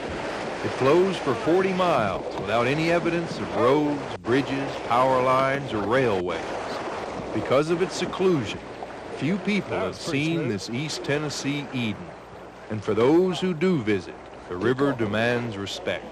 And the water's quite low for us. It changes character considerably if the water rises. It's dropped lower. Because it's a natural flow stream, there's no dam holding any water back, and when the rain comes, it comes right down the gorge, and when it's gone, it's gone. Bill, this is fairly typical of tributary streams on the Obed-Emery system. This waterfall represents the break from the upland part of the stream down into the gorge. We really think of this thing as a river system rather than taking a little section right out of the middle and yanking out and saying, here's a wild and scenic river system. How did Big Rock get there? That rock, Bill, was washed up here in 1929 during a tremendous flood that we had on the Cumberland Plateau. And I've seen water at least halfway up that from the water level now to the top when we have really big floods, just pounding and beating that thing, and it's never given a bit.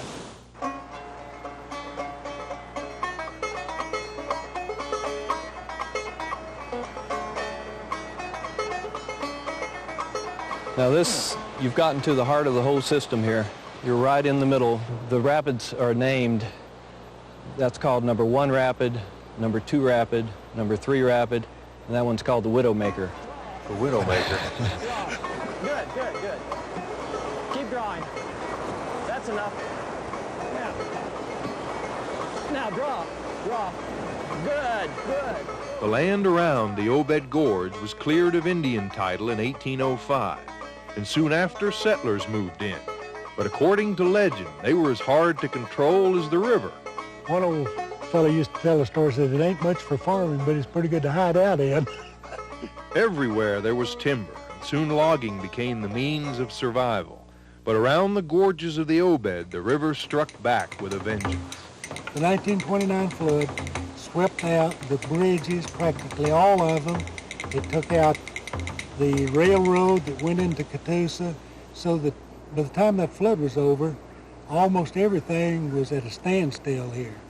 There was a water-powered mill that set right in front of this big rock that we've been looking at.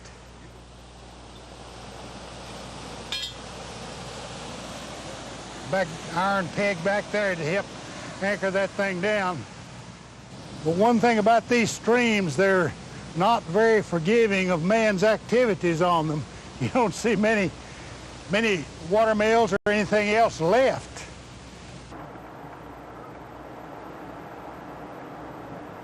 Man introduced himself to this river and he found out that he couldn't do much with it, so that it's back pretty much in the condition that it was in originally. Nature heals her own, they say. She's rare indeed, a river that man does not control. The essence of nature, still, running free and wild.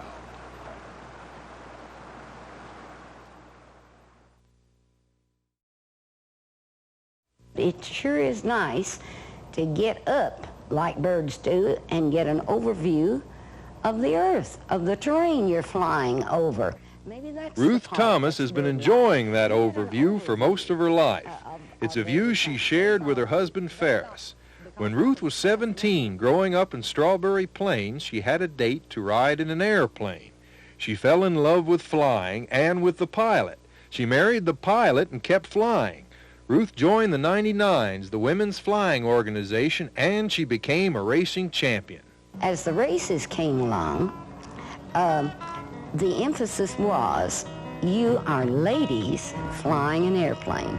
So we dressed, we were neat, we were courteous, we were ladies at all times, and we were ladies flying an airplane. When they come into Knoxville after flying all the way across the United States, they look like they were going to a party. During World War II, Ruth became the first female airway traffic controller in the country. Did you have trouble fitting in? What was it like for a woman to be an air traffic controller? I was a good airway traffic controller, so I was just one of the airway traffic controllers. Ferris shares his wife's sense of independence. Since he was 6 years old, he's been captivated by the freedom of flight.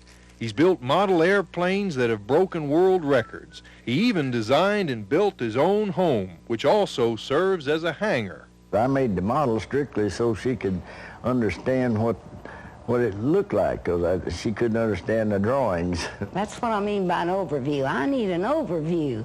Then I can figure out the corners and so on. Ruth and Ferris have been flying a straight course together for over 40 years, as a recent trip to Alaska demonstrates. The way I plotted the course, I got a thread, actually, and I stretched it from Knoxville across that globe to Anchorage, Alaska. Then I went up that string, and I go up about that far on it, and it says Devonport, Iowa. And I said, put down Devonport, Iowa. And up here it says Fargo, North Dakota. And she put down Fargo, and I said Regina, Saskatchewan. Then we got out our maps and drew lines on all those places. Then we flew what they call a great circle course, the straightest way you can go on the globe. You know, today, fences all around airports, so what do you see? Whereas when we learned to fly, things were open, the gates were open, there was encouragement on all sides. Come on out, have a look. You take a small child, if he can go up and touch it, if someone will lift him in it, and it's small enough, it doesn't scare him off, he becomes fascinated with it. When the moonshots came along, I would love to have been up there looking back. You remember the first shot of the Earth from the moon? Ooh, I appreciated that.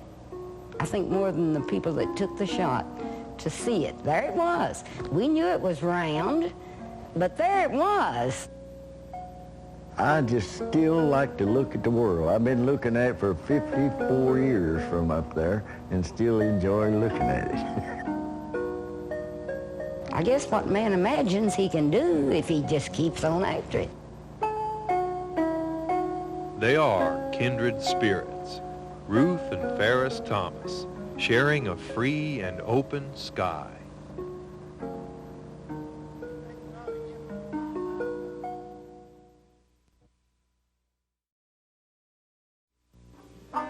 For the early explorers crossing the Appalachians, this was their first view of a land that would become Tennessee. They saw forests, peaks, and ridges, and balds made bare by the onslaught of weather. Towering above them all was Roan Mountain, 6,400 feet above the sea. Today, the ever-present wind continues to ripple through the tall grasses. But the most impressive sight of all is the 600-acre natural rhododendron garden that blooms in late June.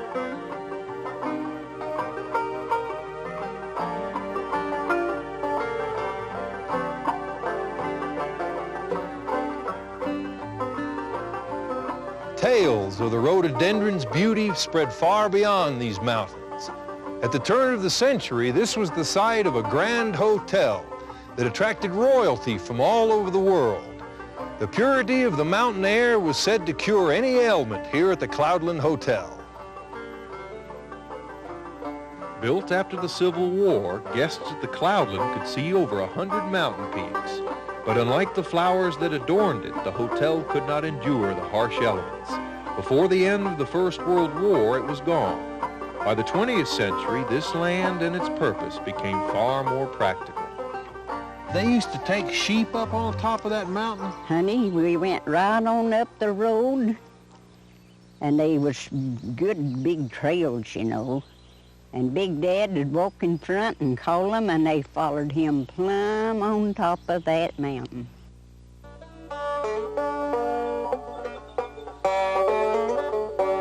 Molly Julian lives near the foot of Roan Mountain. She married into a family of shepherds, headed by her father-in-law, known as Big Dad. Big Dad was a herder, 'cause he could call them. They'd be 10 mile down through there, and they'd hear him and come. What would he yell to them? Ooh, she'd be only loud. He could go louder than anybody I ever heard.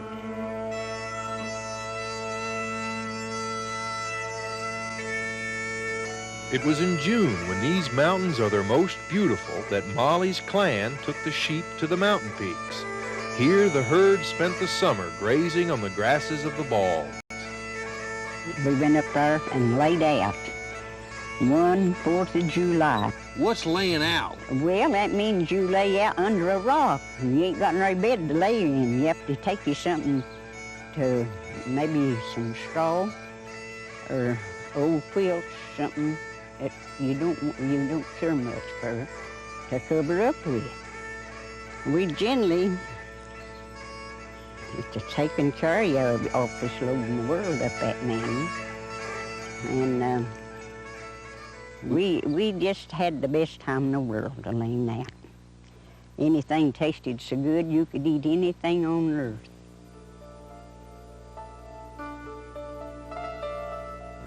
From the early explorers who looked upon them in amazement, these mountains have always existed in harmony with the people who appreciated them.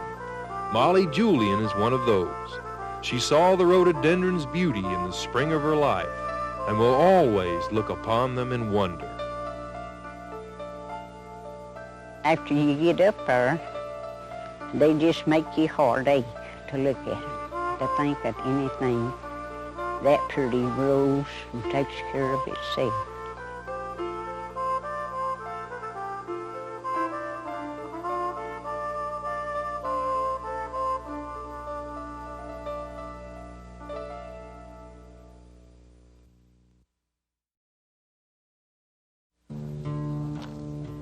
I decided early after World War II that I could best serve my purpose and my family and probably work with some other people by living where I grew up, back home in Tennessee. Just look next door. That's where you'll find Fred Brown, in his gardens, or along a sleepy street in Alcoa close by, caring for his family's home place. It's not a grand expanse of land. In a neighborhood like many others, a lot at the end of a lane. Yeah. But like the passing on of a legacy to Fred Brown, it's important. The oldest of 11 children, Fred Brown still lives across the neighborhood from where he grew up. A retired educator, student of George Washington Carver at Tuskegee Institute in Alabama, Fred's a self-taught expert on deciduous hollies. But today he's working at his old home place, where we'll catch a glimpse of the world through a garden of family memories. Your daddy planted this for the little things? Yeah, the little wildlife area. He called it a bird sanctuary, a place where birds could nest and so forth, and rabbits could go. And my father was part Cherokee. He grew up with that tradition. He hunted and he fished, and he liked the woods. And most of us took that from him and from my mother. Even after all of us left home, my mother had a lot of children around the house. A lot of them called them Mother Brown. Neither one of them spent a lot of time talking about racial backgrounds and so forth. They just took the world as it is and worked with it. I don't know. I think generally in this nation, beauty in a yard really means most of the time to mow it just as low as you can. Is this the whatnot area? The whatnot, the catch-all, a place where if you get a plant and don't have the time to set out, you stick it in the ground and wait till later. And these are phlox? Yes, phlox and canna.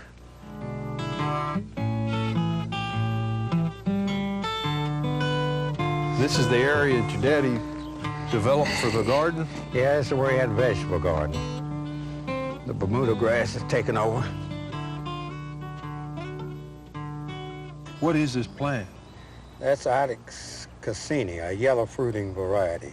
You've pruned that where it'll come up in 2 or 3? I pruned it and made it grow like that so I can make cuttings by putting sphagnum moss around it and covering it. Who showed you how to do that? I read it out of a book. I've never seen it done. I just read it out of a book and started trying. Most people can learn. Now, the foolishness about talking to your plants and playing music and all that has extremely limited value. It probably does more for the person than it does for the plant. Don't you talk to your plants? I've cussed them every once in a while. I think if I played the music for most of my plants, I'd play the blues. I wouldn't play rock or anything.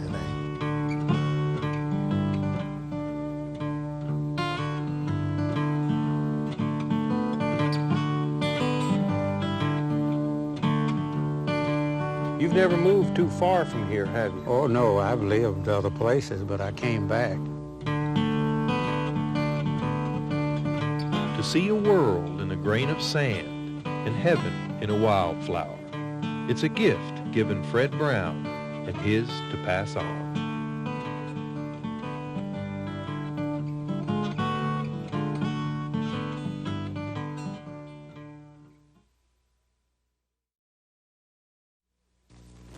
The year was 1902. Coal was king in Coal Creek, today called Lake City. It was spring. Men and boys arrived for work in the mines that morning along tracks that ran through here.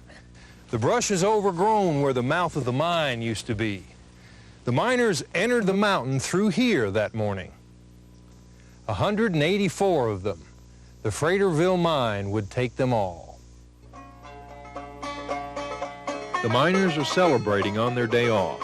One of them is getting married today. Back at the mine, a quiet stillness has descended. The ventilation fan that draws air through the mine has stopped. In the stillness, gas slowly begins to build. The large ventilation fan is finally restarted. It will begin to draw air within the hour. The miners head for work down the main shaft of the mine, their oil lamps burning.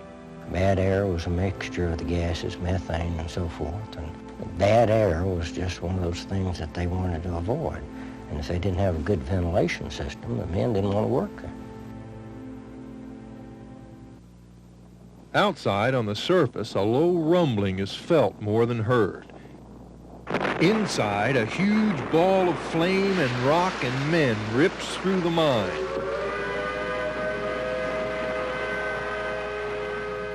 Anything happened, a fire or anything around the mines or anything, they blowed that whistle.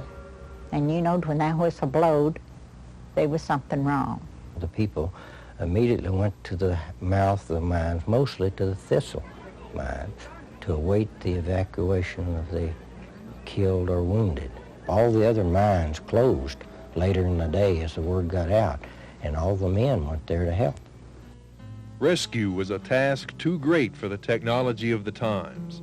The men that were not killed by the explosion were trapped behind tons of rock. They were trapped pretty far back in the mine. For the men trapped in the mine, the explosion had consumed most of their oxygen and left in its wake deadly gases.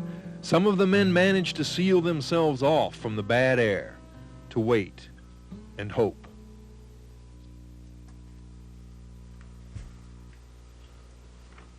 Some spent their final hours on Earth writing letters to their families. Raise the children the best you can. Oh, how I wish to be with you. Goodbye, all of you. Goodbye. Bury me and Elbert in the same grave by little Eddie. It's 25 minutes after 2. There's a few of us alive yet. Oh, God, for one more breath. Ellen, remember me as long as you live. Goodbye, darling. They used all the air up, but they lived a long time knowing that they wasn't going to get out. He wasn't old enough to work in the mines. He was just a little boy almost. Lassie Flincham's brother, Charlie, was trapped in the mine that day. Wanted to work and make some money. He saved his money and bought him a suit of clothes. So they put that new suit on him. First suit he ever had, I guess.